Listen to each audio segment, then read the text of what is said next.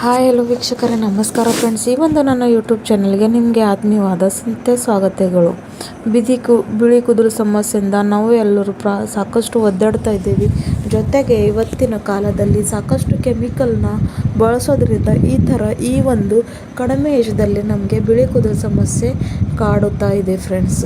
ಜೊತೆಗೆ ಇವತ್ತಿನ ಕಾಲದಲ್ಲಿ ನಾವು ಊಟ ಕೂಡ ಸರಿಯಾಗಿಲ್ಲ, ಪೋಷಕ ಕೂಡ ನಮ್ಮ ಒಳ್ಳೆ ರೀತಿಯಲ್ಲಿ ನಮ್ಮ ದೇಹಕ್ಕೆ ಸಿಗೋದಿಲ್ಲ. ಅದ್ರ ಸಲುವಾಗಿ ಕೂಡ ಈ ಥರ ಪ್ರಾಬ್ಲಮ್ಸ್ನ ನಾವು ಫೇಸ್ ಮಾಡ್ತಾ ಇದ್ದೀವಿ. ಆದರೆ ನ್ಯಾಚುರಲ್ವಾಗಿ ಕೂದಲನ್ನ ಹೇಗೆ ಕಪ್ಪು ಮಾಡ್ಕೊಳ್ಳೋದು, ಜೊತೆಗೆ ಯಾವುದು ಕೂಡ ಒಂದು ಸೈಡ್ ಎಫೆಕ್ಟ್ ಇಲ್ಲದೆ ನಮ್ಮ ಕೂದಲನ್ನು ಸಾಕಷ್ಟು ಪ್ರಾಕೃತಿಕ ರೂಪದಲ್ಲಿ ಹೇಗೆ ಕಪ್ಪು ಮಾಡ್ಕೊಳ್ಳೋದು ಅಂತ ನಿಮ್ಮನ್ನು ಈ ಒಂದು ವಿಡಿಯೋನಲ್ಲಿ ತಿಳಿಸ್ಕೊಡ್ತೀನಿ. ಹೋಪ್ ಮಾಡ್ತೀನಿ ಈ ಒಂದು ವಿಡಿಯೋ ನಿಮ್ಮನ್ನು ಇಷ್ಟ ಆಗುತ್ತೆ, ಜೊತೆಗೆ ಹೆಲ್ಪ್ ಮಾಡುತ್ತೆ ಅಂತ, ಹಾಗೂ ಯಾರಿಗೆಲ್ಲ ಬಿಳಿ ಕೂದಲು ಸಮಸ್ಯೆ ಇದೆ ಅವ್ರಿಗೂ ಹೆಲ್ಪ್ ಆಗುತ್ತೆ ಅಂತ ನಾನು ಅನ್ಕೋತೀನಿ ಫ್ರೆಂಡ್ಸ್. ಸೊ ಹಾಗಾದರೆ ತಪ್ಪದೆ ಈ ಒಂದು ವಿಡಿಯೋನ ಪೂರ್ತಿಯಾಗಿ ಸ್ಕಿಪ್ ಮಾಡದೆ ನೋಡಿ, ಹಾಗೂ ನಿಮ್ಮ ಬಿಳಿ ಕೂದಲು ಸಮಸ್ಯೆಗೆ ಪರಿಹಾರ ಪಡ್ಕೊಳ್ಳಿ. ಸೊ ಮೊದಲಿಂದ ನೋಡಿ, ಇಲ್ಲಿ ನಾನು ಏನು ತೊಗೊಂಡಿರೋದಂತ, ಇಲ್ಲಿ ನಾನು ಅಗಸೆಯನ್ನು ತೊಗೊಂಡಿದ್ದೀನಿ. ಅಗಸೆಯನ್ನು ಫ್ಲ್ಯಾಕ್ಸ್ ಸೀಡ್ಸ್ ಕೂಡ ಅಂತಾರೆ. ಇದು ನಮ್ಮ ಕೂದಲಿಗೆ ಎಷ್ಟು ಒಳ್ಳೆಯದು ಅಂದರೆ ನಾನು ನಿಮಗೆ ಹೇಳೋಕ್ಕೆ ಆಗೋದಿಲ್ಲ. ಇದರಲ್ಲಿ ಸಾಕಷ್ಟು ಒಳ್ಳೆ ಗುಣವನ್ನು ಹೊಂದಿಕೊಂಡಿರುವಂಥದ್ದು.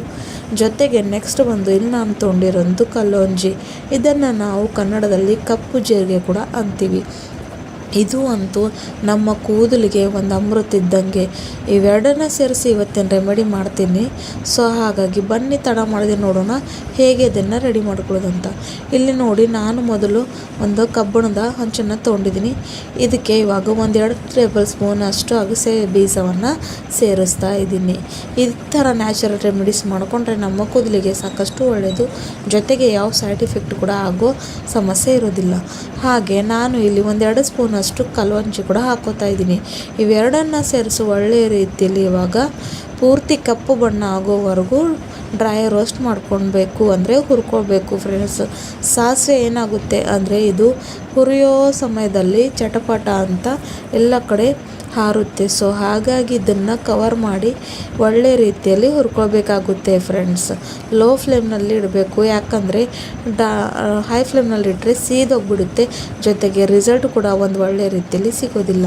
ಇಲ್ಲಿ ನೀವು ನೋಡ್ಬೋದು ಒಳ್ಳೆ ರೀತಿಯಲ್ಲಿ ಇವಾಗಿದು ಚಟಪಟ ಅಂತ ಅನ್ನೋಕ್ಕೆ ಸ್ಟಾರ್ಟ್ ಆಗಿದೆ ಅಂತ ಇಲ್ಲಿ ನೀವು ನೋಡ್ಬೋದು. ಈ ಥರ ರೆಮಿಡೀಸ್ ಸಾಕಷ್ಟು ಒಳ್ಳೆಯದು. ನೀವು ಮಾಡ್ಕೊಂಡು ನೋಡಿ ನಿಮಗೆ ಎಷ್ಟು ಲಾಭ ಆಗುತ್ತೆ ಅಂತ ನೀವೇ ಕಾಣ್ತೀರಾ. ನಾನು ಹೇಳೋದ್ರಲ್ಲಿ ನಿಮಗೆ ವಿಶ್ವಾಸ ಇಲ್ಲದ್ರೆ ಒಂದು ಸರ್ತಿ ನೀವು ಮಾಡ್ಕೊಂಡು ನೋಡಿ ಫ್ರೆಂಡ್ಸ್. ಇವಾಗ ನೋಡಿ, ಇದನ್ನು ಒಳ್ಳೆ ರೀತಿಯಲ್ಲಿ ಹುರ್ಕೊಳ್ತಾ ಇದ್ದೀನಿ. ಇವಾಗ ನೀವು ನೋಡ್ಬೋದು ಹಾರ್ತಾ ಇದೆ ಅಂತ. ಈ ಥರ ಒಂದು ಯಾವುದಾದ್ರೂ ಪ್ಲೇಟ್ ಅಥವಾ ಲಿಡ್ ತೊಗೊಂಡು ಕವರ್ ಮಾಡಿಕೊಂಡು ಲೋ ಫ್ಲೇಮ್ನಲ್ಲಿ ಇಟ್ಕೊಂಡು ಹುರ್ಕೋಬೇಕು. ಸ್ವಲ್ಪ ಇವಾಗ ತೆಗೆದು ತೋರಿಸ್ತಾ ಇದ್ದೀನಿ. ಇನ್ನಷ್ಟು ಇದು ಒಳ್ಳೆ ರೀತಿಯಲ್ಲಿ ಹುರಿದಿಲ್ಲ, ಪೂರ್ತಿಯಾಗಿ ಕಪ್ಪು ಬಣ್ಣಕ್ಕೆ ತಿರುಗಬೇಕು. ಅಲ್ಲಿವರೆಗೂ ಇದನ್ನು ಡ್ರೈ ರೋಸ್ಟ್ ಮಾಡ್ಕೋಬೇಕು, ಅಂದರೆ ನಮಗೆ ರಿಸಲ್ಟ್ ಕೂಡ ಒಳ್ಳೆ ಸಿಗೋದು. ಇವಾಗ ನಾನು ತೋರಿಸ್ತೀನಿ ಫ್ರೆಂಡ್ಸ್. ಇವಾಗ ನೋಡಬಹುದು ಎಷ್ಟು ಒಳ್ಳೆ ರೀತಿಯಲ್ಲಿ ಕಪ್ಪಾಗಿದೆ ಅಂತ. ಇದೇ ಥರ ನಮಗೆ ಬೇಕಾಗಿರೋದು. ಎಷ್ಟು ಶೈನಿಯಾಗಿ ಕಾಣಿಸ್ತಾ ಇದೆ ಅಂತ ಇಲ್ಲಿ ನೀವು ನೋಡ್ಬೋದು ಫ್ರೆಂಡ್ಸ್. ಒಳ್ಳೆ ರೀತಿಯಲ್ಲಿ ಪೂರ್ತಿಯಾಗಿ ಕಪ್ಪು ಬಣ್ಣಕ್ಕೆ ತಿರುಗಿಬಿಟ್ಟಿದೆ ನಮ್ಮ ಅಗಸೆ ಕೂಡ, ಜೊತೆಗೆ ಕಲ್ಲವಂಜಿ. ಇವೆರಡು ಕೂಡ ನಮ್ಮ ಕೂದಲಿಗೆ ನ್ಯಾಚುರಲ್ ಡೈ ಮಾಡಿ ನಮ್ಮ ಬಿಳಿ ಕೂದಲ ಸಮಸ್ಯೆಗೆ ಪರಿಹಾರ ಕೊಡುತ್ತೆ. ಜೊತೆಗೆ ಈ ಎರಡು ಕೂಡ ನಮ್ಮ ಕೂದಲಿಗೆ ಪೋಷಕಾಂಶ ಕೂಡ ನೀಡುತ್ತೆ. ಇದರಿಂದ ನಮ್ಮ ಕೂದಲು ಉದುರೋ ಸಮಸ್ಯೆ ಕೂಡ ಕಡಿಮೆ ಆಗುತ್ತೆ ಫ್ರೆಂಡ್ಸ್. ಆದರೆ ಒಂದೇ ಬಾರದಲ್ಲಿ ಆಗೋದಿಲ್ಲ. ರೆಗ್ಯುಲರ್ ಆಗಿ ಮಾಡ್ತಾ ಬಂದರೆ ಈ ಒಂದು ಸಮಸ್ಯೆಯಿಂದ ನೀವು ಪರಿಹಾರ ಪಡ್ಕೋಬಹುದು. ಯಾವುದೇ ಒಂದು ರೆಮಿಡಿ ಆಗಲಿ ಒಂದೇ ಬಾರದಲ್ಲಿ ನಿಮ್ಮನ್ನು ರಿಸಲ್ಟ್ ಸಿಗೋದಿಲ್ಲ. ಇವಾಗ ಇದಕ್ಕೆ ಒಂದು ಬೇರೆ ಬೌಲ್ಗೆ ಟ್ರಾನ್ಸ್ಫರ್ ಮಾಡ್ಕೋತಾ ಇದ್ದೀನಿ. ನೀವು ನೋಡ್ಬೋದು ಎಷ್ಟು ಒಳ್ಳೆಯ ರೀತಿಯಲ್ಲಿ ಪೂರ್ತಿಯಾಗಿ ಕಪ್ಪಾಗಿ ಶೈನಿಯಾಗಿ ಇದು ನಮ್ಮನ್ನು ಸಿಕ್ಕಿಬಿಟ್ಟಿದೆ ಅಂತ ನೀವು ನೋಡ್ಬೋದು. ಇವಾಗ ಇದಕ್ಕೆ ನಮಗೆ ಪುಡಿ ಮಾಡ್ಕೊಳ್ಬೇಕಾಗಿದೆ.